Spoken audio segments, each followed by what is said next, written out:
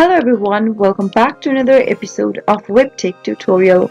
In today's video, I'm going to show you how to file a complaint against Ticketmaster. If you are having an issue or a bad experience with Ticketmaster, then you can submit your Ticketmaster complaint. In order to do that, watch the video till the end and don't forget to subscribe to our channel by hitting that subscribe button. Press the notification bell so that you'll never miss another upcoming upload from us. Open up a web browser to get started.